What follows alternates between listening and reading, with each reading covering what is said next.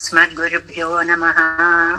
दयापात्रं देवचारि गुणार्णवं जितेन्द्रप्रवणं वन्दे रम्यजामातरं मुनिं लक्ष्मीनाथसमारम्भान् नारयामुनमध्यमाम् अस्मदाचार्यपर्यन्तां वन्दे गुरुपरम्परां यो नित्यमच्युतपदाम्बुजैग्मरुक्म व्यामोहतस्तरितराणि तृणाय मेने अस्मद्गुरोर्भगवतो सदैकसिन्धोः रामानुजस्य चरणौ शरणं प्रपद्ये।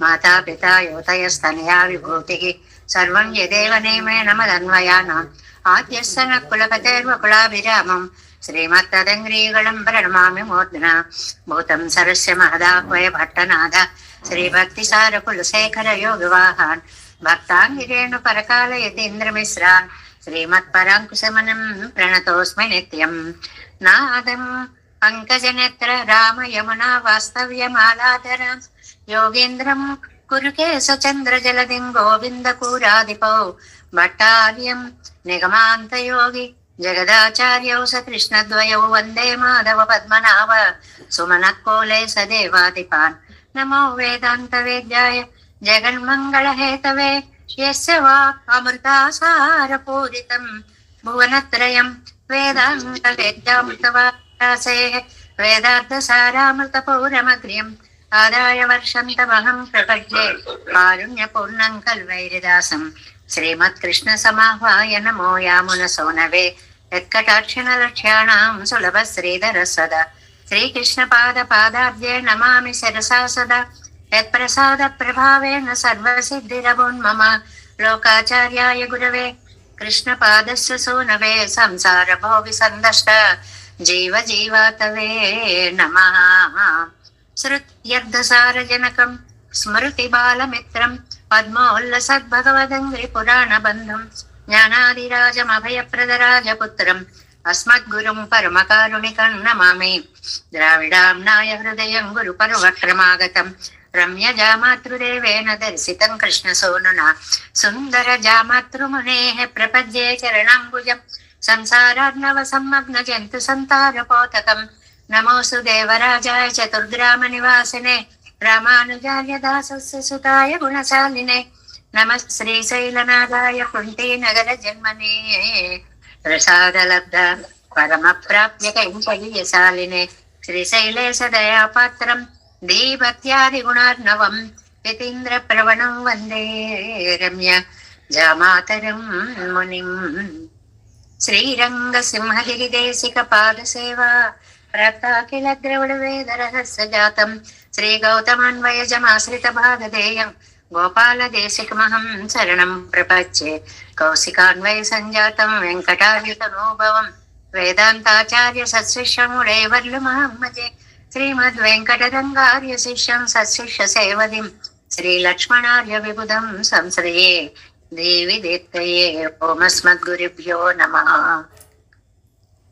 भक्तामृतं विश्वजनानुमोदनं सर्वाद्भुतं श्रीषटकोपवाङ्मयं सहस्रशाखोपनिषत्समागमं नमाम्यहं द्राविडवेदसागरं तिरुवழிதினாளென்னும் தென்குருகூரென்னும் மறுவினியவன் பொருணலென்றும் அருமறைகள் அந்தாதி செய்தான் அடியினையே எப்பொழுதும் சிந்தையாய் நெஞ்சே தெளிந்து மனத்தாலும் வாயாலும் வன்குருகூர் பேணும் இனத்தாறு எல்லாதிரைந்தேன் தனத்தாலும் ஏதும் குறைவிலேன் என்னை சட்டகோபன் பாதங்கள் யாமுழைய பத்து ஏந்த பெருங்கீர்த்தி ராமானுசமுனிதன் வாயந்த மலர்பாதம் வணங்குகின்றேன் ஆயன்ற பெரும் செய்றார் சடகோபன் செந்தமிழ் வேதந்தரிக்கும் பேராத உள்ளம் பெறா வாந்திகழன் சோலை மதலரங்கள் வன்புகள் மேலாண்ட தமிழ் மறைகள் ஆயிரமும் ஈன்ற முதல் தாய் சடகோபன் மொயம்பாள் வளத்தை தத்தாய் ராமானுசன் மிக்க விரை நிலையம் மெய்யாமையர் நிலையம் தக்க நெறியும் தடையாகி தொக்கையலும் ஓய்வினையும் வாழ்வினையும் ஓதும் கொருகை அருவோன் ராஜனிசை வேதசியல் நம்மாழ்வார் திவ்ய திருவடிகளே சரணம். எம்பெருமானார் திவ்ய திருவடிகளே சரணம். ஜீயர் திவ்ய திருவடிகளே శరణం. ఓం అస్మద్గురుభ్యో నమః. జై శ్రీమన్నారాయణ. భాగవత గోష్ఠికి దాసోహాలు సమర్పిస్తూ నమ్మాళ్వార్ల యొక్క కవితా వైభవాన్నంతటినీ కూడా ఒక అద్భుతమైనటువంటి సాగరంతో పోల్చారు మనకి కూరేసులు వైకుంఠస్తవంలో కదా. భక్తి ప్రభావ భవదద్భుత భావబంధ సంధుచ్చిత ప్రణయసార రసౌఘపూర్ణ వేదార్థరత్న నిధి రచ్యుత దివ్యధామ జీయాత్ పరాంకుశ పయోధి అసీమ భూమ.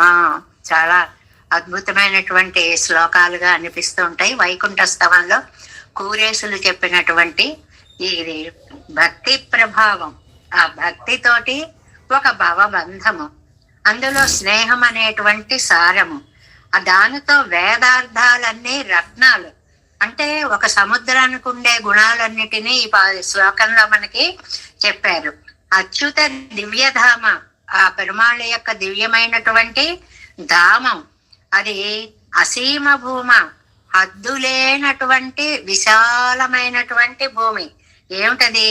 పరాంకుశ పయోధిహి, నమ్మాళ్ళవార్లు అనేటువంటి సముద్రము ఎప్పుడూ సర్వోత్కర్ష కలిగి ఉండాలి.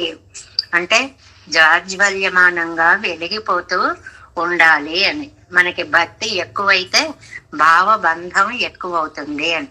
నమ్మాళ్ళవార్లను తలుచుకుంటూ ఉంటే ఆ సారస్వతంలో ఉండేటువంటి వైశిష్ట్యాలు తెలుసుకోవాలని ఒక బంధం మనకి అలాగా ఏర్పడుతుంది.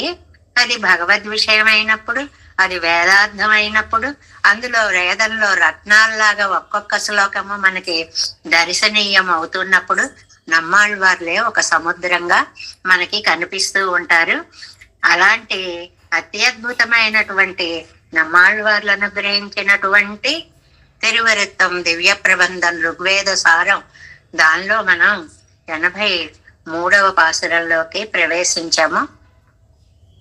ఆర్తితోటి జీవాత్మ పరమాత్మను పొందాలనే తపన ముఖ్య స్వాపదేశ అర్థంగా సాగుతుంది. ఇది అది సామాన్యులకి కూడా అర్థం అవ్వాలనే ఉద్దేశంతో ఒక ప్రేయసి ప్రియుల మధ్య జరిగినటువంటి వృత్తాంతంగా మనకి ధ్వని అర్థం పెరుమాళ్ళుగాను మనకి కనపడుతూ ఉంటుంది.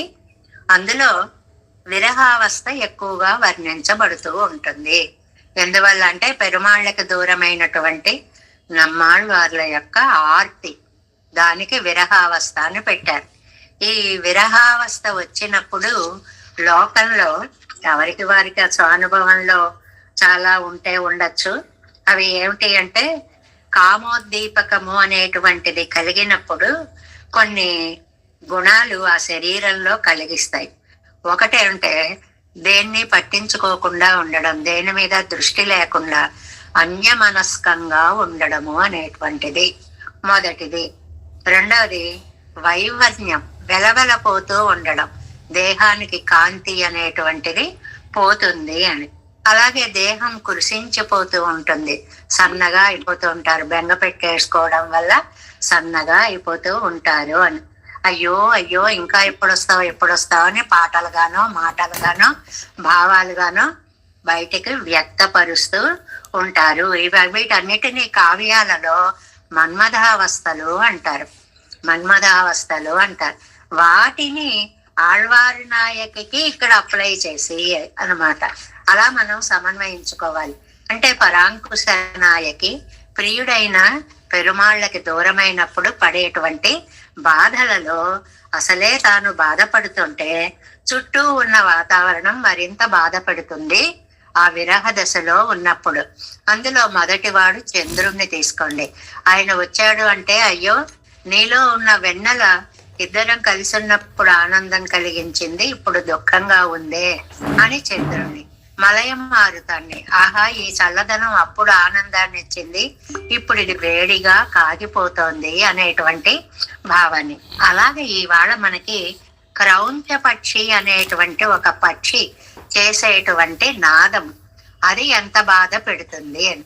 మామూలుగా మనకి పక్షుల కిలకిలా రావాలు ఎంత ఆనందాన్ని ఇస్తాయో. పొద్దున్నే లేచి చూడండి, చెట్ల నిండా పక్షులు వాలి కిలకిలమంటూ పుళ్ళెం శిలంబినగాండని ఆండల తల్లి వచ్చేస్తుంది. ఆవిడ వర్ణించినట్లుగా అందమైనటువంటి మధుర భాషణలతో ఉండేటువంటి పక్షుల ధ్వనులు పెరుమాళ్ళకి దూరమై విరహావస్థలో ఉండేటువంటి స్థితిలో అది ఒక విరహాన్ని ఉద్దీపన చేస్తోంది.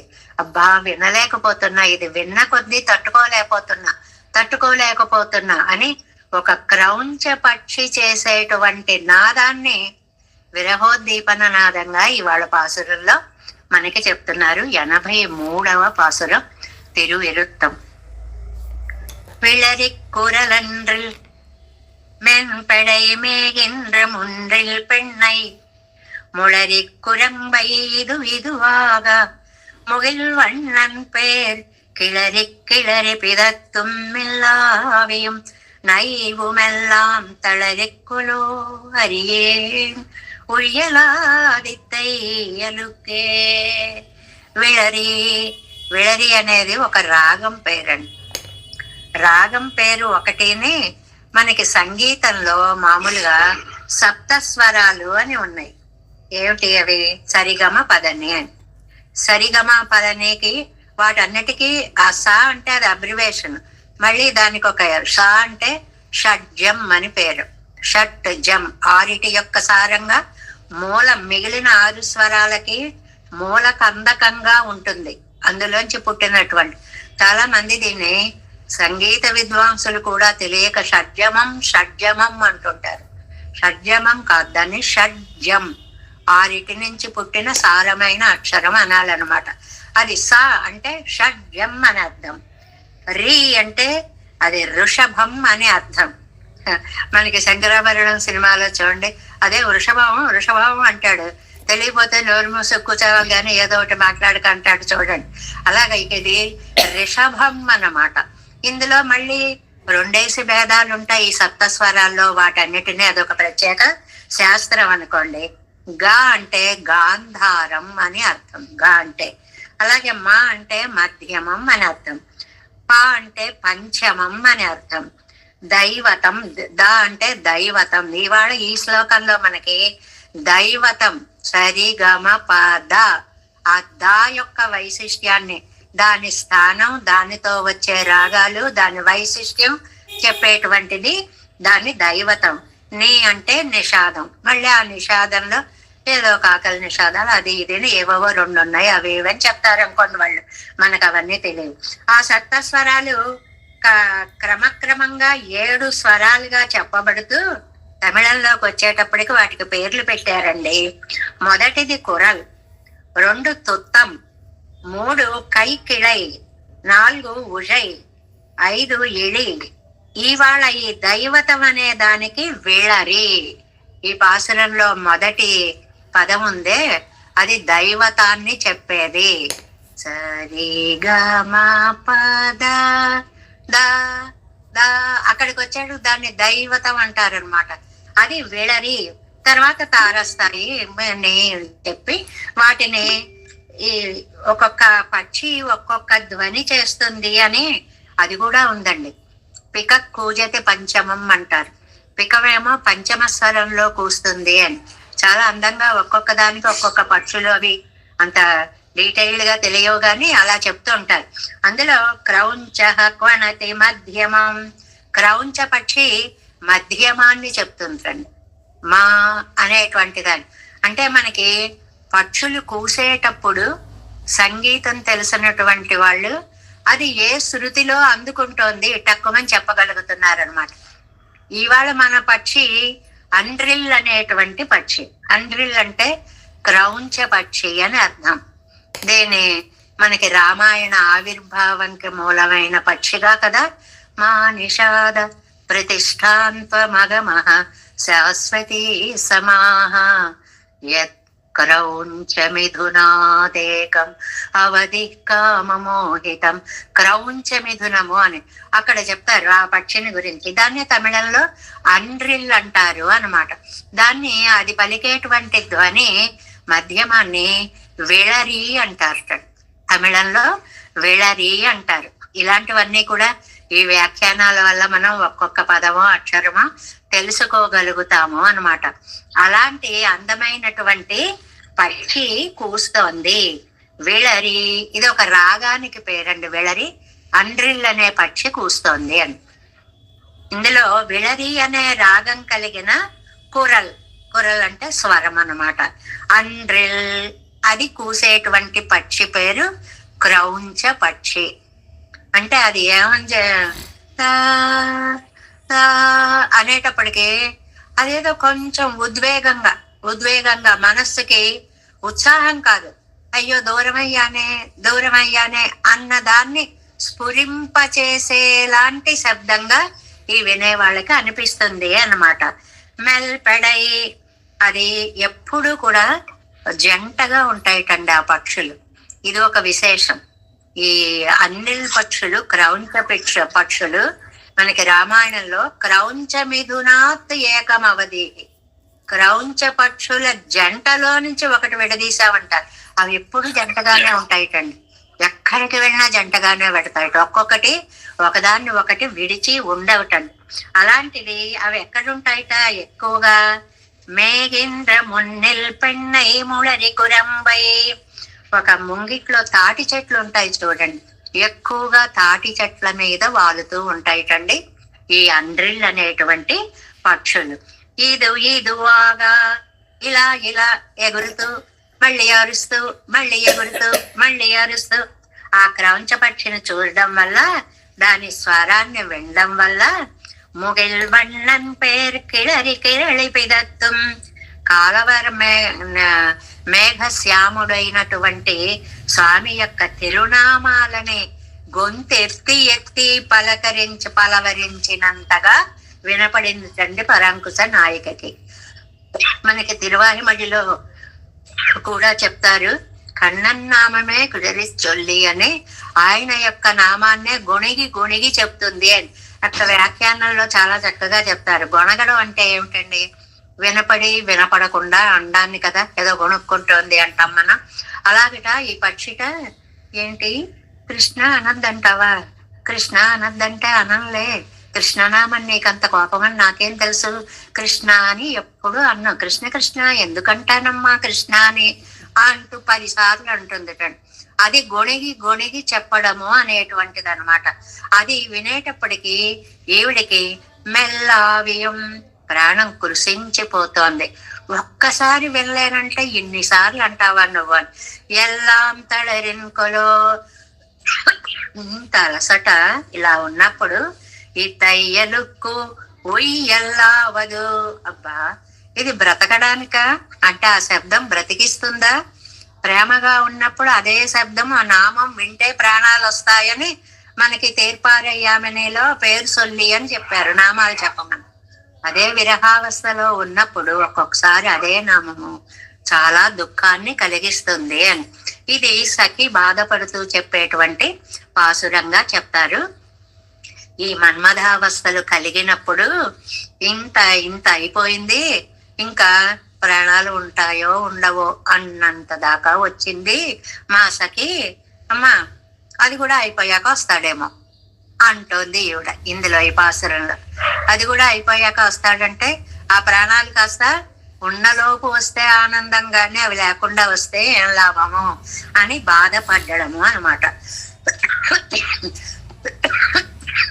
సంస్కృతంలో వీటిని క్రౌంచము అని అంటారు, అదే ద్రవిడంలో అండ్రిల్ అని అంటారనమాట. ఇవి క్షణకాలం కూడా ఒకదాన్ని ఒకటి విడిచి ఉండవు. ఇది చాలా ముఖ్యమైన లక్షణం వాటికి. ఒకవేళ అలా ఎగురుతూ కాస్త దూరం వెళ్ళాయి అనుకోండి, వెంటనే అరుస్తాయిటండి.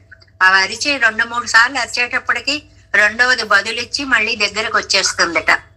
అలా గనక రాకపోతే వాటి గుండెలు ఆగిపోతాయిటండి. అంత సుకుమారమైనటువంటి ప్రేమ నిర్భరమైనటువంటి హృదయం వాటిది.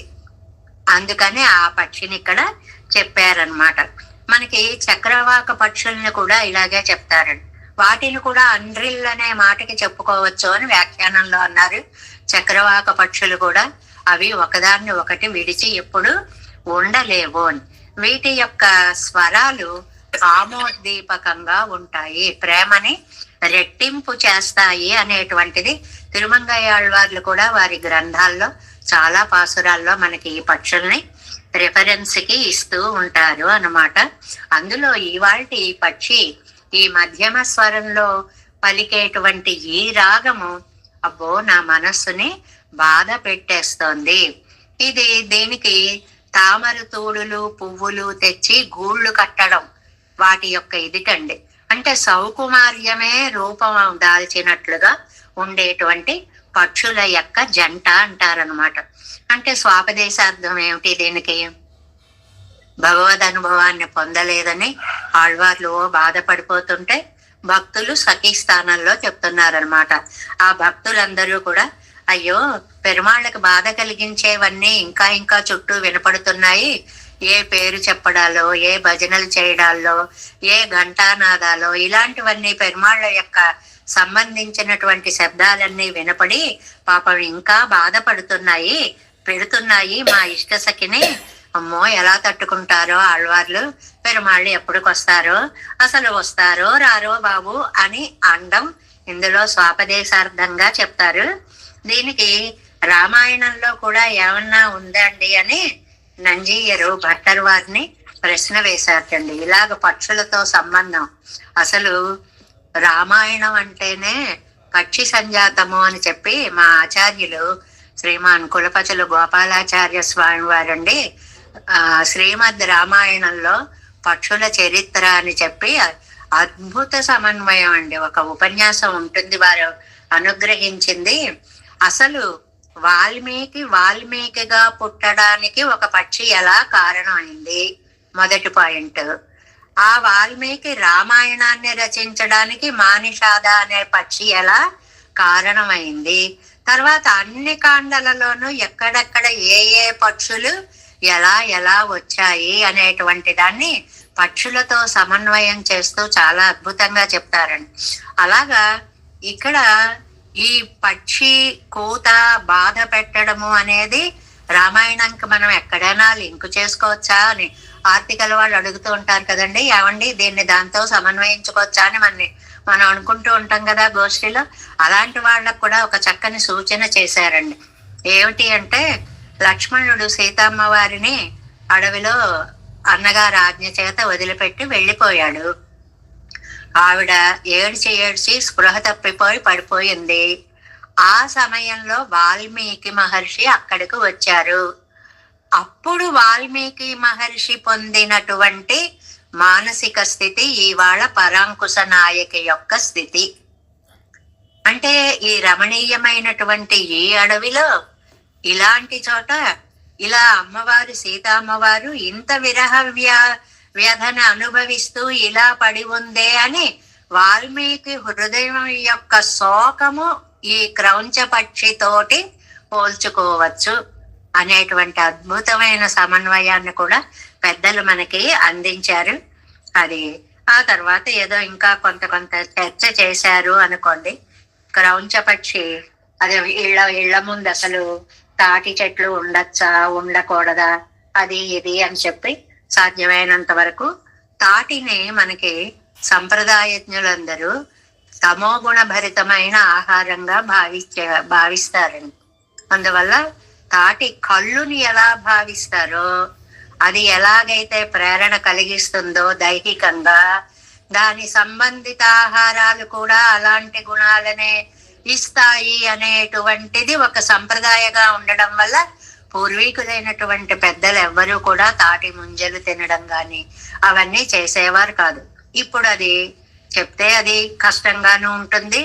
అది ఒకప్పటి సంప్రదాయం అని మాత్రమే చెప్పుకోగలుగుతున్నాం. ఇప్పటికీ కూడా సంప్రదాయ పరులు ఎవరు కూడా తాటి ముంజలని తినడము, తాటి బెల్లాలు, తాటి ఇది ఇవన్నీ కూడా, ఎందుకంటే వాటిలో ఒక సైంటిఫిక్ గా ఆలోచిస్తే రజోగుణాన్ని పెంచేటువంటి గుణం అది. తాటి కళ్ళుని తాగడం వల్ల ఎలాంటి ప్రేరణ కలిగి మనిషి చిత్త విభ్రమంతో ఎలా ఉంటాడో మనం చూస్తున్నాం. కాబట్టి డైరెక్ట్ గా అంత కాకపోయినా అలాంటి గుణ ప్రేరణ కారణాలు అనే ఉద్దేశంతో తాటి చెట్టుని ముంగిట్లో పెంచుకోకూడదు అనే దాన్ని కూడా అక్కడ వ్యాఖ్యానాల్లో ఒక మాటగా చెప్పారు. ఎందుకు వచ్చింది ఈ ప్రస్తావన అంటే, ఈ అండ్రిల్ అనే పక్షి ఆ చెట్ల మీద వాలుతుంది ఎక్కువగా. దానికి అక్కడ దొరికేటువంటి ఆహారమో ఆనుకూల్యమో సువాసనో ఏదో వాటికి అనుకూల భరితమై ఉంటుంది అనేటువంటి విషయాన్ని కూడా చెప్తారు.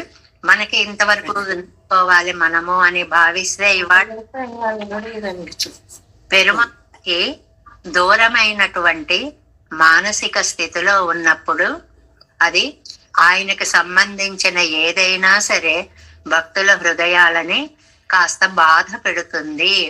అది పక్షుల ధ్వని అవ్వచ్చు, చంద్రుడి వెన్నెలవచ్చు, చల్లని మలయమారుతం కావచ్చు, ఏదైనా అనేటువంటి దాన్ని ఇవాళ పక్షులను కూడా తీసుకొచ్చి ఈ తిరువరిత్తం అనేటువంటి తోటలో అన్ని ఒకసారి విహరింపచేశారు నమ్మాళ్ళ వాళ్ళు. అందులోంచి మనం తిరువాయిమొഴി దివ్య ప్రబంధంలోకి గనక ప్రవేశిస్తే 5:5లో మనం 7వ పాసురంలో సగం వ్యాఖ్యానం పూర్తి చేసుకున్నాం. 5:5 7వ పాసురం. நிறைந்தனன் பழினம் குடிக்கு வளென்று அன்னை காணக்கொடால் சிறந்த கீர்த்தி திருக்குறுங்குடி நம்பியை நான் கண்ட பின் நிறைந்த சோதி வெள்ளம் சூழந்த நீண்ட பொன்மேனியோடும் நிறைந்து என்னுள்ளே நின்னுழிந்தான் నేమి అంకై ఉళదే. ఈ పాసురంలో ముక్తాయింపు బాగుంటుందండి. మామూలుగా కచేరీలు విన్నప్పుడు కచేరీ 3 గంటలు జరిగింది ఒక ఎత్తుగా ఉంటుందండి.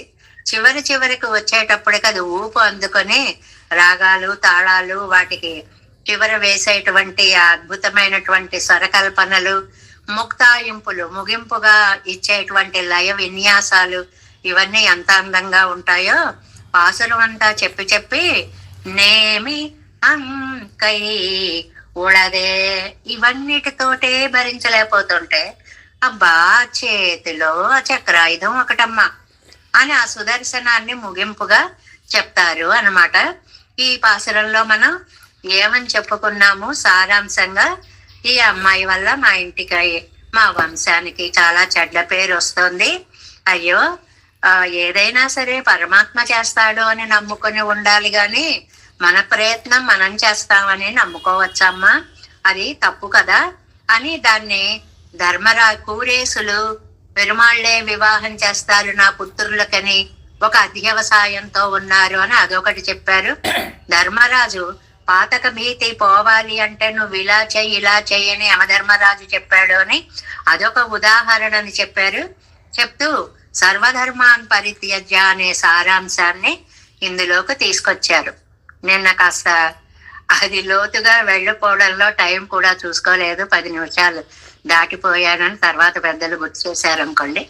అది అంతకీ ఏమిటంటే ఒక పాసురాన్ని పైకి అర్థంగా చెప్తూ అందులో చరమ శ్లోకార్థాన్ని చాలా అద్భుతంగా మనకి అన్వయించి చెప్పడమే నిన్న మనం చెప్పుకున్నటువంటి భాగంగా తీసుకుంటే, ఇంకా ఈవేళ దాంతో ఒక్కసారి పాత పాఠాన్ని గుర్తుకు తెచ్చుకోవడము అని అంటే ఏమిటంటే, అమ్మా నీ వల్ల కులంకి అంతటికీ కూడా చెడ్డ పేరు వస్తుంది కాబట్టి అన్ని వదిలిపెట్టే తల్లి అందని నిన్న చాలా వివరంగా చెప్పుకున్నాం. సర్వధర్మాన్ పరిత్యజ్య అన్ని వదిలిపెట్టేసాయి. ఇది తల్లి భావం. మామేకం శరణం త్వజ, ఇది ప్రాప్యత్వర. తర్వాత వాసు స్వామి కూడా మళ్ళీ వివరణ ఇచ్చారు దాని మీద, మీరు గోష్ఠిలో చూసుకుని ఉంటారు. ఇలాగా అన్వయించి మళ్ళీ చక్కగా అర్థమయ్యేలా. అది ఏమిటంటే తాయారు చెప్పినది అమ్మాయి చెప్పింది చివరికి ఒకటే అయిందని సమన్వయించింది ఆ శ్లోకం. ఏమిటి అంటే మిగిలిన దానిని విదిలి పెడుతూ స్వామిని తొందరగా చేరుకోవాలనుకోవాలి. అప్పుడు రెండిటికి కూడా ఏ లోపం ఉండదు అనేటువంటి విషయాన్ని స్వేన రూపేణ అభినిష్పద్యతే ఎంగర ఇదిల్.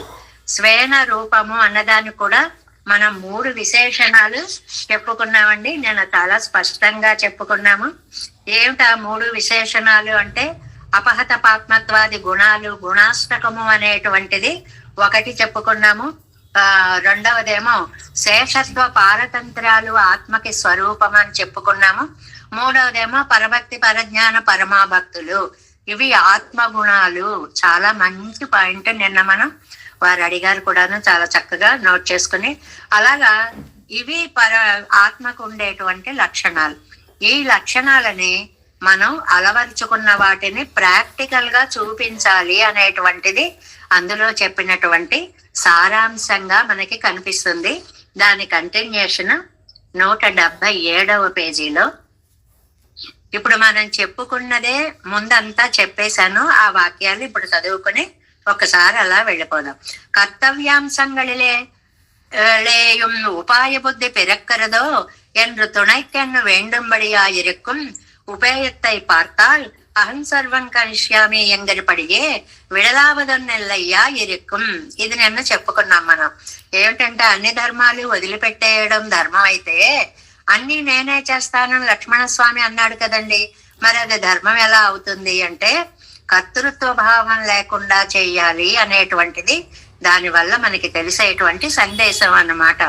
విడవలాదన్నెలయ్యా ఇరుక్కుం பழைய நாஸ்திக்கியத்தாலே கர்த்தவியாசத்தில் சோம்பி கைவாங்கினத்தை ఉపాయ విరోధియాన ఆకారத்தாలే విట్టేన్ ఎన్న మదము వార్తై అల్లా. చాలా స్పష్టంగా చెప్పారండి. అన్ని ధర్మాలు వదిలిపెట్టేయండి అని భగవద్గీతలో చెప్పాడు కదండి. అందుకే మేము వదిలేసాం అనేవాళ్ళు సోమరులండి అని ఒక మాట చెప్పారు. చూడండి, సోంబి కైవాంగినత్తై, సోమరులు చేతులు ముడుచుకుని ఏం చెయ్యక్కర్లేదన్నాడు అలా అన్వయించుకుంటారండి. మన బద్ధకాన్ని స్వామి ఆజ్ఞని పరిపాలిస్తున్నట్లుగా అన్వయించుకుంటారండి. అంత తెలివితేటలో. ఇలాంటి తెలివితేటలు మనకి చాలా బాగా ఉంటాయి అన్నమాట. ఉపాయ విరోధియాన ఆకారత్తాలే విట్టేన్, అది ఉపాయానికి విరోధిటండి, మన పనులు మనం చేయకొట్టండి, అందువల్ల వదిలేశానండి అనేవాళ్ళు కూడా ఉంటారు. ఉపేయ రుచియాలే చెయ్యం అత్తయ్య, ఎలా చెయ్యాలండి? పెరుమాళ్ళ యందు ప్రీతితోటి చెయ్యాలి, చెయ్యకుండా ఉండలేక మనం చెయ్యాలి. ఇవ ఉపాయం అన్వయిక్కర్ చేయవదన్ ఎన్ను విడోమదుం వార్తై ఎల్లా. చెయ్యాలి కాబట్టి చెయ్యాలి అని చేయకూడదు. సారాంశం ఒక్కటే, ఇది ఒక మార్గము అని నమ్మి చేయకూడదు. ఇది చెయ్యాలి కాబట్టి చేస్తున్నాను అని చేయకూడదు. ఇది నేను చేస్తున్నాను అని చేయకూడదు. ఇన్ని భావాలు లేకుండా ఒక పని చేయడం సాధ్యమవుతుందండి అసలు? ఒకవైపు మనం చేస్తున్నాం కదా, మనకి మన అనేది అలా పైకి వచ్చేస్తూ ఉంటుంది. నేను చేస్తున్నాను. నువ్వు చేస్తున్నాను అనుకోకు, నీకోసం చేస్తున్నాను అనుకోకు, చెయ్యాలి కాబట్టి చేస్తున్నాను అనుకోకు. ఇన్ని భావాలతోటి అంటే హృదయం ఎంత పరిణతి పొందితే అంత తామరాకు మీద నీటి బొట్టులాగా కైంకర్యం చెయ్యడం వస్తుంది. ఆ సారాంశాన్ని మనకు ఆ 18వ అధ్యాయంలో సర్వధర్మాన్ పరిత్యజ్యాలో చెప్పారు అన్నమాట. అది లౌకిక రూపాది కర్తవ్యమడయ్యా అనుశ్రయా నిర్కచ్చేదే అవత్తిల్ ఉపాయ బుద్ధి పన్నాదే పూర్వం. పూర్వీకులందరూ కూడా లౌకికులందరూ కూడా చెయ్యలేక, అంటే మన ఆచార్య పరంపర అంతా కూడా పెరుమాళ్ళకి చెయ్యకుండా ఉండలేక చేసినటువంటి వాళ్లే. నా మొదలగడై యాత్ర ఇరుక్కంబడి ఇరేదు. మన పూర్వీకులంతా అలాగే చేశారు. అంటే వారు ఈ పెరుమాళ్ళ యొక్క కైంకర్యమే, అది లేకపోతే నాకు నా ప్రాణమే లేదన్నంత ప్రేమతో చేసినటువంటి కైంకర్యాలు. ఆగ ఇది పడి ఎన్నో పరిహరిక్కై పార్కిరవిడం పూర్వార్ధத்தில் నిష్కర్షం ఇరుందపడి. ఇది పడి ఎన్నో మీళాదుడిగరవిడం ఉత్తరార్ధத்தில் నిష్కర్షం ఇరుందపడి. ఈ రెండిటికి ఒక్క పూర్వార్ధము అంటే సర్వధర్మాన్ పరిత్యజ్య మామేకం శరణం వరజ, ఉత్తరార్ధము అంటే అహంత్వా సర్వపాపేభ్యో మోక్షయిష్యామి మా శుచ. ఈ రెండు విధాలలో కూడా స్వార్థాన్ని వదిలిపెట్టి నేను చేస్తున్నాననే అహంకార మమకారాలని వదిలిపెట్టి అన్నీ చేయాల్సిందే.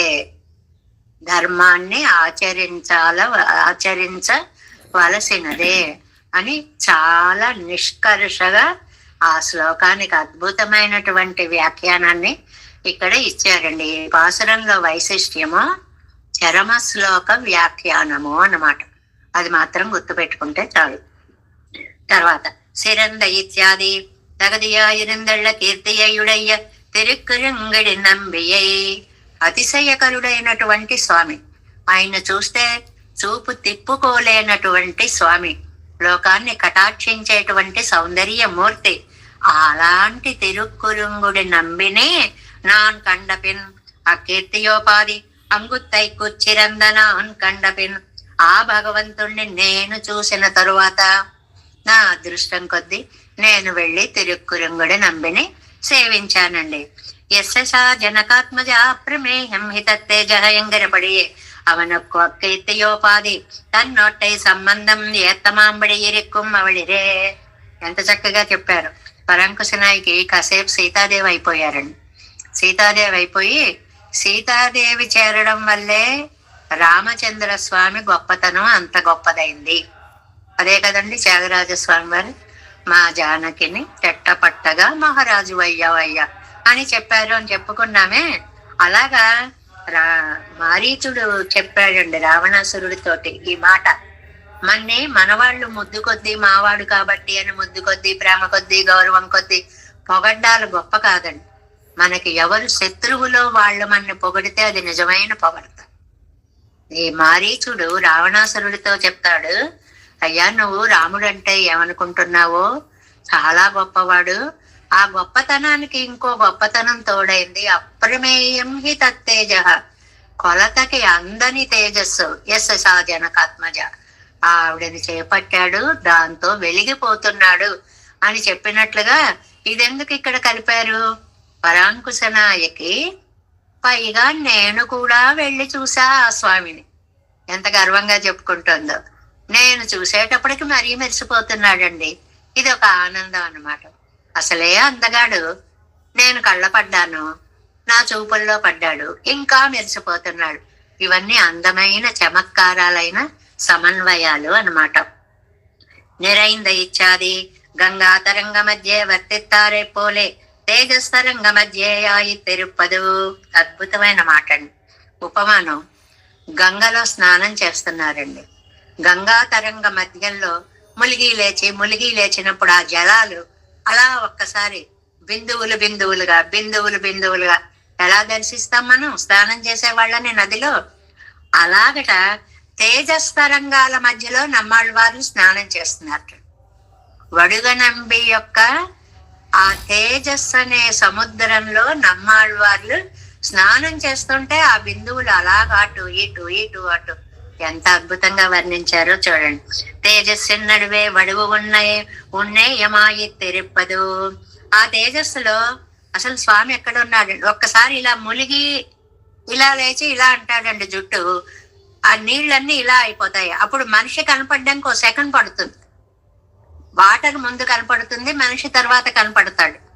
అలాంటి భావం అన్నమాట ఇక్కడ నమ్మాళ్ళ వార్లకి. ఆ వడుగు తాను ఎవ్వడవు పౌరం ఎన్నెల్ అపరిచ్ఛేద్యమాయి శ్లాఘ్యమాయ రెక్కం. అబ్బబ్బ ఎంత అందమో ఆ కాంతి ప్రవాహంలో స్వామి యొక్క అందం డైరెక్ట్ గా కనపడడం వేరండి. మనకి పెరుమాళ్ ఈ లోకంలోకి అవతరించినప్పుడు వైకుంఠంలో చక్కగా ధూపాన్ని ఆగ్రానింప చేసినప్పుడు ఆ సమయంలో వచ్చేసి ఇక్కడ అవతారం ఎత్తి వెళ్ళాడు అంటారు. మనం ధూపం సమర్పయామి, ఏదో సుమంద మామల నీర్సుడర్ ధూపం అంటూ వేస్తూ ఉంటాం అనుకోండి. మామూలుగా పెరుమాళ్ళు కనపడడం వేరు. రేపు మీరు తిరువారాధనలో గమనించి చూడండి, ఆ పొగల మధ్యలో పెరుమాళ్ళు కనపడడం వేరు. ధూపం యొక్క పొగల మధ్యలో పెరుమాళ్ళు కనపడడం వేరు. అంటే చూసే కన్ను ఉండాలే గాని సౌందర్యం ఎన్ని రకాలుగా మనం వర్ణించవచ్చు అని చెప్పడం అన్నమాట. అందువల్ల అపరిచ్ఛేద్యమాయ శ్లాఘ్యమా ఎరుక్కం, కొలతలేనంత అందము நிறைந்து என்னுள்ளே நின்று இருந்தான் ஒரு நாள் ஜீயர் கோவிலுக்கு எழுந்தருளா நிற்க వజిలే పిల్లానే కండు ఈశ్వరునకు స్వరూపవాప్తయేమో ఉళ్ళదు విగ్రహవాప్తయముండో ఎన్ను కేట్క. ఒకసారి నంజయ్యర్ వారు మరి పెళ్ళానంటే తిరుక్కురుగై పిరాన్ పెళ్ళానని మనకి ఈ పన్నీరాయరప్పటి వ్యాఖ్యానం రాసిన వారు వీరిని భగవద్ రామానుజులు మానసపుత్రులు జ్ఞానపుత్రులుగా భావించారు అన్నమాట. ఆయన కోవిల్లో కనపడ్డారు ఎవరికి? నంజయ్యర్ వారికి. అప్పుడు ఆయన అన్నారు, ఇది ఒక మంచి తార్కికమైనటువంటి ప్రశ్న అనమాట. ఏమిటంటే, ఏమండి పెరుమాళ్ళు అంతా వ్యాపించి ఉంటారంటున్నారు కదా, ఈ వ్యాప్తి అనేటువంటిది స్వరూప వ్యాప్తియోమో ఉళ్ళదు విగ్రహ వ్యాప్తియం ఉండో ఎన్నుకెక్క. తన దేహంతో వ్యాపించి ఉంటాడా, నాలతో వ్యాపించి ఉంటాడా అని అడిగారటండి. ఇది కొంచెం ఉదాత్తమైనటువంటి ప్రశ్న. భగవంతుడంతా ఉంటాడు అనేది సామాన్యమైన ప్రశ్న. ఆ ఉండే ఆయన గుణం పూర్తితో వ్యాపించి ఉంటాడా, స్వరూపం రూపముతో ఉంటాడా, ఎలా ఉంటాడు అని అడిగారటండి. స్వరూప ప్రాప్తి అంటే జ్ఞానానందాది గుణాలతో ఉండడం అండి, అది స్వరూపం ఆయనకి. అలా ఉంటాడా అంటే కనపడకుండా గుణాలతో కూడి ఉంటాడా, లేదు కనపడే విగ్రహ రూపంగా ఉంటాడా, ఎలా ఉంటాడండి అని అడిగారటండి. అవరగడు శుభాశ్రయమాగా భావిత విగ్రహతోడే జందరిడి ఇరుక్కం. ఆయన దేహానికి శుభాశ్రయము అని పేరు. పెరుమాళ్ళని ఎందుకు దర్శిస్తామంటే అది శుభాశ్రయం. ఆ దర్శనం మనకి శుభాన్ని కలిగిస్తుంది. ఎందుకంటే పెరుమాళ్ళ దగ్గరికి వెళ్ళడం, కోవిల్లోకి వెళ్ళడం, పెద్దల దగ్గరికి వెళ్ళడం, ఆచార్యులను సేవించడం, దీనికి సమాధానం దొరికింది ఇక్కడ. ఏమిటి? చూడగానే మనకి శుభము కలుగుతుంది. మన జీవితాల్లో ఉండేటువంటి బాధలు పక్కకి నెట్టి ఆనందాలు కలిగిస్తుంది పెరుమాళ్ళ భాగవతోత్తముల దర్శనము. ఇని స్వరూప వ్యాప్తికు ప్రమాణం కండవిడం. అంటే ప్రమాణం ఏమిటండి? ఎక్కడుంటాడండి? వేదం చెప్పిందండి ఈ ప్రమాణం. అంతర్బహిష్ఠిత సర్వం వ్యాప్య నారాయణ స్థిత. లోపల ఉంటాడండి, బయట ఉంటాడండి. తాను వాళ్ళకి ఆధారంగా ఉంటాడు, తాను వాళ్ళని ఆధారం చేసుకుంటాడు. అందుకే ఆయనకి నారాయణుడు అనే పేరు వచ్చింది అని ప్రమాణాలు ఉండగా సామాన్య విషయమాగిరదు. ఇదేమో సామాన్య విషయం. అంటే ఎలా మెరుస్తాడు ఆయన? నీలతో ఎద మధ్యస్థ విద్యుల్లేకేవ. చాలా అందంగా ఆయనే ఒక నీలిమేఘంగా తీసుకుంటే మధ్యలో అమ్మ బంగారు మెరుపులా ఉంటే అలా ఉంటాడు అనేటువంటిది ప్రమాణాలు, వేదాలు చెప్పిన విషయం. విగ్రహ వ్యాప్తికి ప్రమాణం కండవిడం విశేష విషయమాగిరదు ఎన్నెప్పనిస్తానాం. కానీ ఇక్కడకు వచ్చేటప్పటికి ఆయన స్వరూప వ్యాప్తి అంటే ఇది తెలుసుకుంటే చాలు. జ్ఞానం, ఆనందం మొదలైన గుణాలతో వ్యాపించడం. విగ్రహ వ్యాప్తి అంటే తన రూపాన్ని చూపించేలాగా వ్యాపించి ఉండడం అన్నమాట. అలాగే ఎలా ఉంటాడు అని అంటే మామూలుగా అయితే స్వరూప వ్యాప్తి ఉంటుంది, గుణాలతో ఉంటాడు. కానీ ఉపాసకులలో ఉన్నప్పుడు మాత్రం వారి హృదయంలో ఆ దివ్యమంగళ విగ్రహంతో ఉంటాడు అని చెప్పి ఆయన చెప్పారటండి. అందుకనే మనం చదివేటప్పుడు ఆ రూపాన్ని మన పలకం మీద ప్రతిష్ఠించుకొని దర్శిస్తూ చేయాలి పారాయణ. అంతలా మనం ఎక్కడ చేస్తామనుకోండి, పైగా నోటికి రావడం ఒక తప్పు అవుతుంది. వచ్చు కాబట్టి పనులు చేసి ఎన్ని పనులు చేసేసుకుంటాము, పారాయణ అయ్యేలోపు 100 పనులు పూర్తయిపోతాయి. ఎందువల్ల అంటే అంతేగాని ఇక్కడ ఉన్న మూర్తి, ఈయనకి ఈ నామము ఇది ఇక్కడ అన్వయిస్తుంది అంతలా చేసే మహానుభావులు ఎక్కడో గాని ఉండరనమాట. ఇలాంటి వాడు నేమి ఎంగయ్యుళదే వడివడిగల్లా మరుతొట్టుం. ఇక్కడ నంబిళ్ళయ్య గారు అంటున్నారు, ఆయన అందాలన్నీ ఒకవైపు పెట్టండి.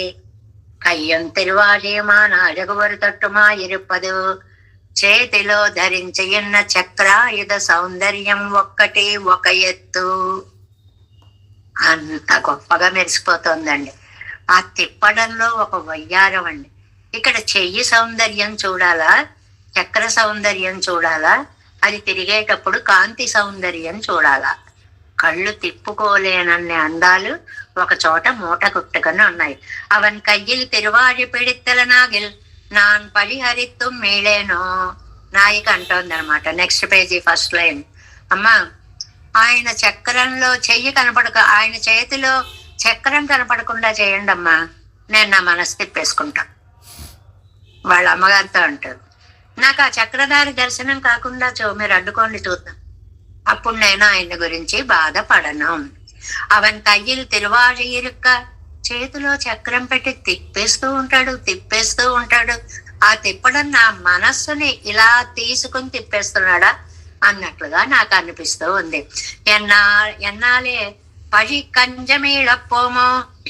ఇంకా నాకు ఇంత పరిస్థితి వచ్చిన తర్వాత ఎవరో ఏమో అనుకుంటారనే మాట అసలు గుర్తుకే రాదు. అనుకొని ఎవరికి తోచింది వాళ్ళు అనుకుంటారు. నేను చేయాలనుకున్నది నేను చేసి తీరుతా. అది ఎన్నాలే పలికంజమేళపోమో నిరైందెన్నుళ్ళే నిన్ను లిందాన్. పోనీ ఒకసారి కనపడి అవతలకు పోవచ్చా ఆయన?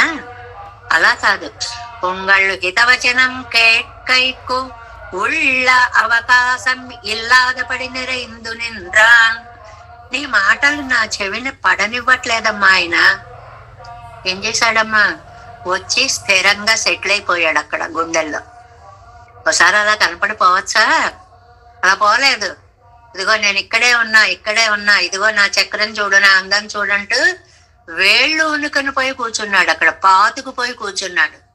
ఇంకా నీ మాటలు చెవిలోకి వెళ్లే దారి ఏది? అన్ని దారులు మూసుకుపోయి ఆయన యందు ప్రవహిస్తున్న ఇంద్రియాలన్నీ కూడా బయటదేది వినే శక్తి నాకు లేదు. నిన్ రుజిందాన్ ఇని గంతవ్యమిల్లై అంబడి అవన్ వందుళ్ళే నిర్క ఎనక్కిని గంతవ్యముండో. ఇది వ్యాఖ్యానంలో చక్కటి శైలి అన్నమాట. ఇంకో దారి లేదన్నట్లుగా ఆయన కూర్చుని ఉంటే ఇంకా నాకేం దారి ఉంటుంది అంటే నాకు దారి లేదు. అంటే ఆయన తప్ప నాకు రెండో విషయమే ఆలోచనకి రావడం లేదు. చక్కటి వ్యాఖ్యానం. ఎనక్కిని గంతవ్యముండవు అవనై ఎన్ను ఉళ్ళు నిన్றும் పురప్పడ చొల్ల మాటిగులో నా నెన్పడియై పరిహరిక. మీరు ఆయన్ని నా మనస్సులోంచి తీసేయగలిగితే నేను మీ మాట వింటా. మీ మనస్సులోంచి నేను ఏదైనా ఎలా తీసేయగలుగుతానండి? అది అది శ్రీకృష్ణ కర్ణామృతంలో లీలాసకులు అంటారు, హృదయాది అది నిర్యాసి పౌరుషం గణయామితే. ఏదో గొప్పవాడిని దూరంగా పోతున్నానని గర్వపడిపోతున్నావు.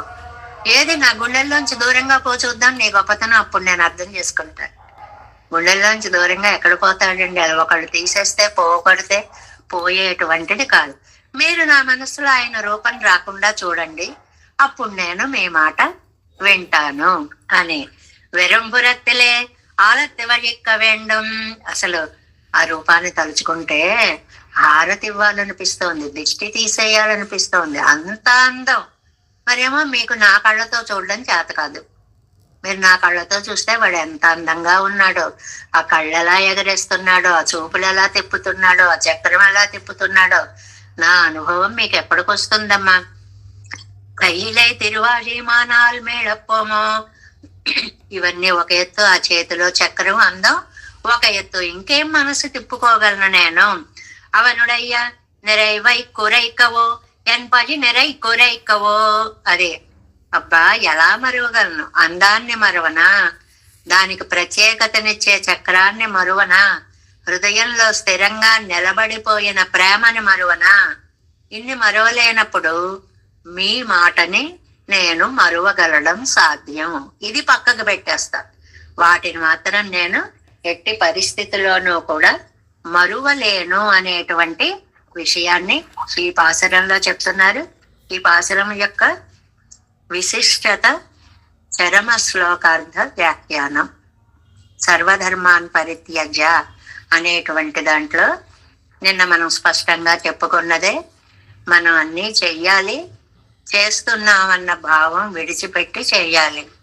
ప్రాప్యత్వర ఉండాలి, నాకు కాబట్టి ఉందనే భావాన్ని విడిచిపెట్టిన త్వర ఉండాలి. ఇంకా చేరడం తప్ప ఇంకొకటి లేదు అనేంత ప్రేమని మనం ప్రదర్శించాలి తప్ప ఇది ఎవరి కోసమో కాదు. నీ ఆత్మ సమర్పణ నీకు ముఖ్యము అనేటువంటి అద్భుతార్థాన్ని చిన్న పాసురంగా ఉంటుందండి. ఇందులో నంబిళ్ళయ్య గారు చెప్పినటువంటి చరమ శ్లోకార్థము మొత్తం శ్లోకాన్ని తీసుకోవడమా, అందులో పూర్వార్థాన్ని తీసుకుని తల్లికి ఉత్తరార్థాన్ని చెలికి సమన్వయించడమా, ఇది జీవాత్మ పరమాత్మల సమన్వయమా అనేటువంటి దానికి అద్భుత వ్యాఖ్యానాన్ని ఇచ్చారు నంబిళ్ళయ్య గారి ఈ పాసురంలో. நிறைந்தவன் பழினம் குடிக்கிவளென்று அன்னை காணக்கொடால் சிறந்த கீர்த்தி திருக்குறுங்குடி நம்பியை நான் கண்ட பின் நிறைந்த சோதி வெள்ளம் சூழந்த நீண்ட பொன்மேனியோடும் நிறைந்து என்னுள்ளே நின்றான் நேமி அம் கை உளதே. ఎందవ పాసరం. కయ్యుల్ నల్ముగం వైకున్నయ్యుమెండ్రు. నిజంగా అనిపిస్తోందండి. ఒక మామూలుగా పాసురాలు ఏదో వ్యాఖ్యానాలు ఉంటాయి, దైవం అని తెలుసు గాని ఇంతింత సమన్వయాలు, పెద్ద పెద్ద సిద్ధాంతాలని ఈ చిన్న పాసురాలలో చిన్న పాదఖండాల ద్వారా చెప్పడం అనేటువంటిది నమ్మాళ్ళవార్ల ప్రతిభకి కైమోడుపులు తప్ప మనం ఏమీ చెప్పలేం. ఈ పాసురంలో చూడండి, கையுள் நல்முகமும் வைக்கும் நையும் என்று அன்னைய முனிதில் மைகொள் மாட திருக்குறுங்குடி நம்பியை நான் கண்ட பின் செய்ய தாமரை கண்ணும் அல்குடும் திற்றிடையும் வடிவும் மெய்கொள் நீள் குழல் தாழ்ந்த தோள்களும் పావియేన్ మున్నెక్కుమే. భలే చెప్తున్నారు, పావియేన్ మున్నెక్కుమే. ఎంత పాపం చేసుకున్నానో ఏమిటో, మరిచిపోనీయకుండా అందాలన్నీ నా చుట్టూ గిర్రమని తిరిగి వస్తున్నాయి. ఎటు చూస్తే అటు అందాలే అందాలే అందాలే. ఏమిటండి అంత అందాలు? ఈ పాసురాన్ని ప్రతిపదార్థం చెప్పుకుందాం, వ్యాఖ్యానంలోకి వెళ్ళాక అప్పుడు చెప్పుకుందాం ఆ అందాలన్నిటినీ కూడా. ఏంటి ఇందులో ఆ పరాంకుశ నాయక యొక్క పరిస్థితి ఎలా ఉంది? ఇది చిత్రకారులకు అనుకూలంగా ఒక అందమైన చిత్రాన్ని అందించారనమాట. కయ్యుల్ నన్ముగన్ వైకం. బాధపడేటప్పుడు ఏం చేస్తామండి? ఈ రెండు చేతులు అయితే ఇలా బుగ్గల కిందైనా ఇలా పెట్టు కూర్చుంటాం. లేదు, బాధ వచ్చింది అనుకోండి, అబ్బా ఏం చెప్పమంటారని ఇలాగైనా అంటాం. రెండు చేతులతోటి ముఖాన్నైనా మనం కొంచెం మూసుకునే ప్రయత్నం చేస్తాం. పరాంకుశ నాయక అలా కూర్చుంటాను, ఇలా కూర్చుంటాం. అబ్బా ఏం చెప్పను, ఎప్పుడు వస్తాడు స్వామి ఏమిటి అది చూసింటే వాళ్ళ అమ్మగారు మళ్ళీ సాంఘికమైనటువంటి ప్రసిద్ధ సూక్తులని చెప్పడం ఎలా ఉంటుందో చూడండి దీని ద్వారా. కయ్యుల్ నల్ముఖం వైకుం, చేతుల మీద ముఖాన్ని పెట్టుకుని, అంటే ముఖం కప్పుకొని కూర్చుంది అనమాట. ఈ ముఖం కప్పుకోవడం ఇది చాలా చెడు శకునంగా చెప్తారండి, చెడు భావంగా చెప్తారండి. మన వాళ్ళందరూ కూడా చాలా మంది ఇలా పెట్టుకు పడుకుంటూ ఉంటారు. అలా ఎప్పుడు పడుకోకూడదు అని అంటారు. ఈ చేతులు ముఖంని కవర్ చేయకూడదు ఎప్పుడు కూడా, లేకపోతే భస్మాసుర హస్తంలో పెట్టుకు పడుకుంటుంటారు. అవి అసలే మంచివి కాదు అంటారు. పడుకోవడంలో భంగిమలకు కూడా ఆ శాస్త్రాలన్నీ ఎన్నో చెప్తాయి అనుకోండి. ఇందులో కొన్ని చేయకూడని పనులలో ముఖాన్ని అరచేతుల్లో పెట్టుకోవడం దుఃఖానికి చిహ్నం. ఈ అమ్మాయి ఇప్పుడు ఇలా దుఃఖపడుతోంది. ఇంతలో వాళ్ళ అమ్మగారు వచ్చారు. వచ్చేటప్పటికి నయ్యం, అయ్యో అయ్యో ఎప్పుడొస్తాడు అని బాధపడుతోంది. ఒకటి భంగిమ, రెండవది బాధ. ఎన్నో అన్నయ్యరం మునిదర్, ఇది ఎక్కడికోలే, పొద్దున్నే లేచి నువ్వు వెళ్ళి వాకట్లో కూర్చుని ఆ చేతుల్లో ఆ తలని కాస్త పెట్టుకుని అయ్యో అయ్యో పొద్దున్నే ఎవరైనా ఇలాంటి దృశ్యాలు చూడొచ్చండి? గొల్లుమని ఏడ్చే దృశ్యాలు చూస్తారండి అని అన్నయ్యరు మునిదరు. వాళ్ళ అమ్మకి పిచ్చ కోపం వచ్చిందంట చూడండి. అలాగే చాలా కోపం వచ్చిందంట. పొద్దున్నే ఏంట ఎడుమో నువ్వును అంటాను చూడండి. అలాంటి స్థితి అన్నమాట. మైకొள் మాడల్ తిరుక్కురుంగుడి నంబియై నాన్ కండపిన్. ఇంకా తిరుక్కురుంగుడి నంబిలో పెద్ద పెద్ద, ఆ క్షేత్రంలో పెద్ద పెద్ద మేడలు. అవి ఎలా ఉన్నాయి? మైకొళ్, నల్లటి మేడలు అన్నారు. మేడలను ఎప్పుడైనా తెల్లటి మేడలు మెరిసిపోతున్నాయి బంగారం లాంటి. సౌధం అని పేరు దానికి. సుధా అంటే తెల్లగా మెరిసిపోయేటువంటిది అని అలా పోలుస్తారు. కానీ నల్లని మేడ ఏమిటండి అంటేట, ఒకటి చెట్ల నీడలన్నీ పడిపోయి అందులోంచి ఆ మేడలు కనిపిస్తుంటే మధ్య మధ్యలో నల్ల నల్లగా కనిపిస్తున్నాయి అని ఒక అర్థంట. రెండవది, ఆ ఊళ్ళో నల్లనయ్య ఉన్నాడు కదండి, ఆయన రంగు ఆ మేడల మీద అంత రిఫ్లెక్ట్ అవుతుంది అని. అందువల్ల మేడలు కూడా నల్లగా.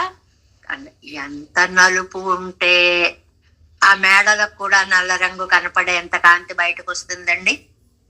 మరి లక్ష్మణ అయితే ఇందులో అందుకేగా రాశారు, నల్లని వాడట. మరి ఆ నల్లతనము అంత నలుపు, అంతకంటే చెప్పడంగా మాట్లాడవు. ఎంత బాగుందో అంతే. అది ఎంతో మనం ఎంత నొక్కితే అంత బాగుంది అనమాట. అది అర్థం. అలా అంత నలుపు అనమాట. అలాంటి నంబిని నాన్ కండపిన్ నేను చూశానండి. చూసేటప్పటికండి 6 అందాలు నన్ను ఉక్కిరి బిక్కిరి చేసేసాయి. రోజు చెప్పుకునేవే, కానీ ఎప్పటికప్పుడే నిత్యనూతనంగా చెప్పడం నమ్మాళ్ళవార్ల వైశిష్ట్యం. ఏమిటది? చెయ్య తామరై కన్నం, ఎర్రటి తామర పువ్వుల రేకుల లాంటి నేత్రాలు. నెంబర్ 1. అల్గులం నితంబ ప్రదేశం, పుత్తర వల్గుల్ పునమైలే పోదరాయ్. ఆండాళ్ళ తల్లి అంటుంది కదండి, అందమైన నితంబ భాగం. నితంబం అంటే నడుము కింద భాగము, పిరుదుల భాగము అన్నమాట. సిరు ఇడయ్యం, సూక్ష్మమైన నడుం. ఆ నడుముని సంస్కృతంలో పిడికిలిని ముష్టి అంటారండి. ముష్టి యుద్ధం చేశారంటే పిడికిళ్ళు పెట్టి కొట్టుకున్నారు అని. అమ్మ కాస్త ముష్టి వేయండి అమ్మ అంటే పిడికడు బియ్యం వేయండి అని అర్థం అనమాట. దీన్ని ముష్టి అంటారు. ఆవిడ నడుంట ఈ ముష్టిలో ఇమిడిపోతుంది. ఇలా పట్టుకుంటే సరిపోతుంది. అలా ఉండేవారేమో అప్పుడు. మరి ఇప్పుడు ఎక్కడ అసలు డ్రమ్సే కదండి, మొత్తం మధ్య భాగాలు కనపడవు, అసలు లేవు. అలాంటి భాగాలే శరీరంలోంచి మాయం అయిపోయాయా అనిపిస్తూ ఉంటుంది. సూక్ష్మమైన ఇడయ్యం నడుము, అది 3వది. వడివం తిరుమేనం, ఇంకా దేహం యొక్క అందాల గురించి చెప్పనే అక్కర్లేదు. మొయ్కొల్ నీల్ కుజల్, సుందరమైన కేశ పాశాలు, అందమైన జుట్టు. ఆ జుట్టు కూడా భుజాల మీద నుంచి కిందకి వేళ్లాడేటువంటి జుట్టు. ఇప్పుడు ఎక్కడున్నాయండి బుద్ధిమంతుల జుట్టు? భుజాలు దిగదు అని మనం సమన్వయం చేసుకుని టక్ టక్ టక్ ఇక్కడ దాకా వస్తే గొప్ప. ముడికి కూడా అందకుండా అయిపోతాయి కొన్నాళ్ళు. అయ్యేటప్పటికి జుట్టు ఉందో లేదో ఉన్న 4 వెంట్రుకల్ని ఇటు ఇటు పరుచుకోవలసిన పరిస్థితులు వస్తూ ఉంటాయి అని. అలా కాదండి, నీల్ కుజల్, అందమైన కేశపాసం. ఆ కేశపాసం ఎక్కడి వరకు ఉందో, తాజంద తోళ్గళం, భుజాల మీద నుంచి అలా కిందకి జుట్టు విరబోసుకుంటే ఎంత అందమో ఆ జుట్టు వేలాడే భుజాలు. 6వది. పావియేన్ మున్నెక్కం, పాపిష్టురాల్ని నా కళ్ళ ముందు ఇలా చూసానా కళ్ళు కనపడుతున్నాయి, ఇటు చూడకూడదు అని ఇటు చూసానా అందమైన నడుము కనిపిస్తాం. ఇదేంటి ఇటు చూసానా అటు చూద్దాము ఆ జుట్టు కనపడుతుంది, ఇటు చూసానా జుట్టు వేళ్లాడే భుజాలు ఇటు చూస్తే అటు ఆ అందాలు నన్ను ఉక్కిరి పిక్కిరి చేస్తున్నాయి అని అంటారు. అంటే ఒక వ్యక్తి యొక్క సౌందర్యానికి సహజ సౌందర్యాలు ఇవన్నీ కూడా మనం తెచ్చి పెట్టుకుంటాం. అందాలనేటువంటివి తెచ్చి పెట్టుకుంటాం. అది ఉత్తములైనటువంటి వాళ్ళకి, ఉత్తమ జాతి అయినటువంటి వాళ్ళకి, పద్మిని జాతి స్త్రీలకి, ఇలాంటి వాళ్ళకందరికీ ఆ దేహ నిర్మాణంలోనే అందాలన్నీ దాక్కుని ఉంటాయి అంటారు.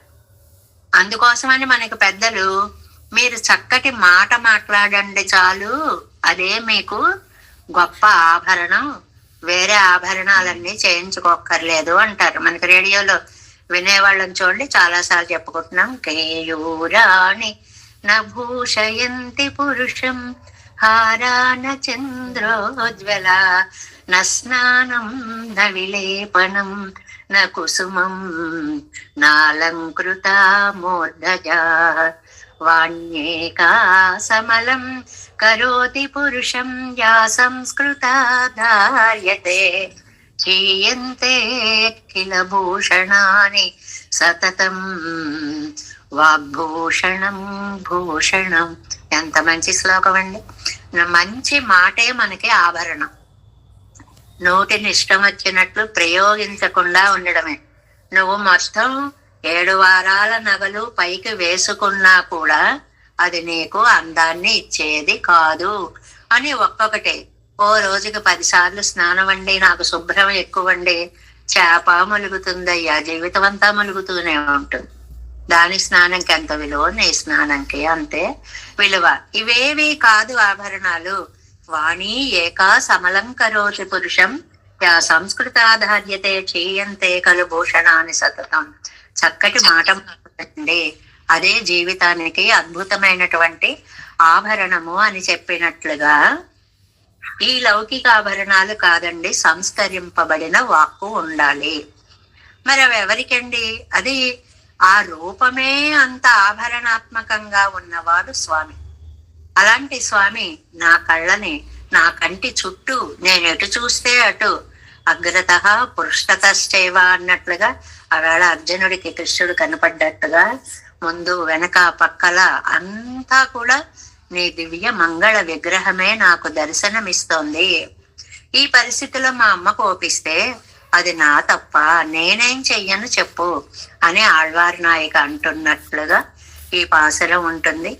కయ్యుళ్ నల్ముగం వైకున్నయ్యుమెன்று అన్నయரும் మునిదేర్ மைகுள் மாடத் திருக்குறுங்கடி நம்பியைனா கண்டபின் செய்ய தாமரை கண்ணு அல்குலும் சிற்றிடையும் வடிவும் மைகள் நேல் குழல் தாழந்த தோள்களும் பாவியேன் முன்னிக்குமே.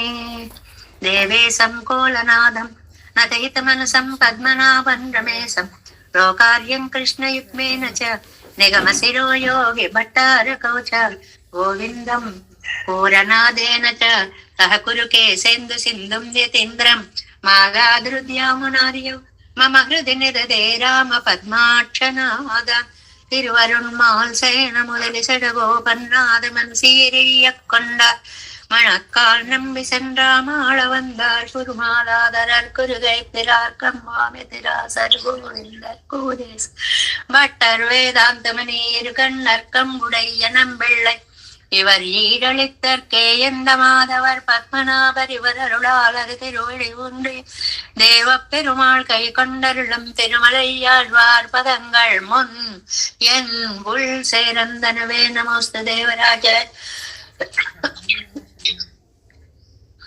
చతుర్గ్రామ నివాసినే రామానుజార్య దాసస్య సుతాయ గుణశాలినే నమ శ్రీశైలనాథాయ కుంతే నగర జన్మనే ప్రసాద లబ్ధ పరమ ప్రాప్య కైంకర్యశాలినే శ్రీశైలే సదయాపాత్రం దేహి భక్త్యాది గుణార్ణవం యతీంద్ర ప్రవణం వందే రమ్య ஜாமாதரம் மனம் வாழி திருவாய் மழிப்பிள்ளை மாதக வாழ்வாழும் மனவாழ மாமுனவன் வாழி அவன் மாறம் திருவாய் மழிப்பரளை மாநிலத்தோர் தேரும் விழி உரைக்கும் சேர் ஸ்ரீரங்க சிம்மகிரி தேசிக பாத சேவா பிராப்தா கில திரவிட வேத ரகசிய ஜாத்தம் ஸ்ரீ கௌதமான்வயஜம் ஆசிரித பாகதேயம் கோபால தேசிகமாம் శరణం ప్రపంచే కౌశికాన్వయ సంజాతం వెంకటార్య తనోభవం వేదాంతాచార్య సుశిష్యం ఉడయవర్లు మహంభగే శ్రీమద్ వెంకటరంగార్య శిష్యం సచ్చిష్య సేవదిం శ్రీ లక్ష్మణార్య విబుధం సంశ్రయే దేవి దీప్తయే. ఓం అస్మద్గురుభ్యో నమః. జై శ్రీమన్నారాయణ. భాగవత గోష్ఠి దాసోహం.